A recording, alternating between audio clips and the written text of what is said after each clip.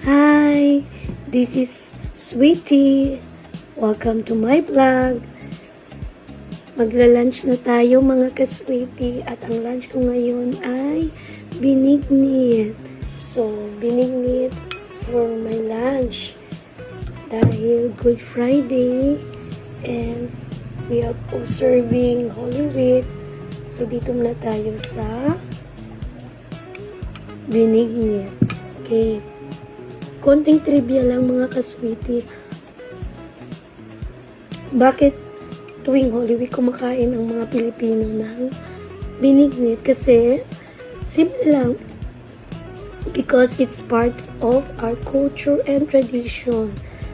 Dahil sa simpleng ideya na mura lang ang pagluluto ng binignit. Pagkatapos abstinence na rin para makaiwas sa karne at practical, no? So, kahapon na malingki ako, bumili ako ng mga ingredients. Mga worth 200 plus yung nagastos ko. At isang kaldero na ang luto ko. So, gustong gusto ko siya ang lasa, hindi masyado matamis. Dahil yung sugar niya, konti lang nilagay ko. At saka, lagyan ko ng konting asin para mabalance yung lasa. Complete ingredients na to siya. Kaya lang kulang ng Pero okay na rin. Masarap na rin. So mga ka-sweetie, kain tayo. Sarap talaga siya, sapok ng sapok kasi dahil sa ube, kamuti na yellow, mga sago, tsaka kumuha ako yung malagkit na powder, ginawang bilo-bilo, tsaka of course coconut milk. Sarap. Pure malagkit.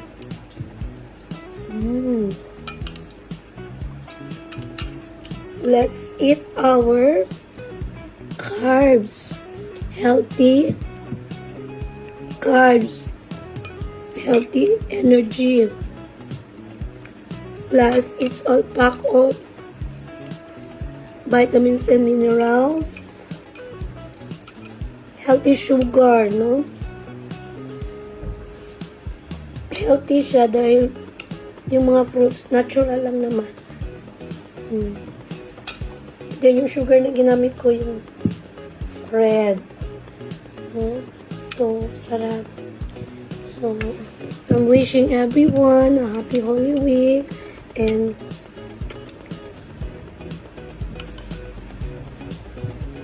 sleep everyone. Let's eat. Sarap talaga. I hope everyone's doing fine. Ang sarap talaga.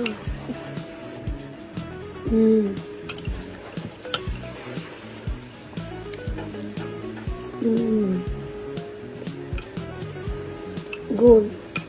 This is my first time to cook. Dati kasi bumibili lang ako. And then nagpapaluto ako sa mga kasambahay ko sa noon. But now, I am personally cooking it and it's good for first timer. So, wishing you all happy good day, everyone, and keep safe. God bless everyone.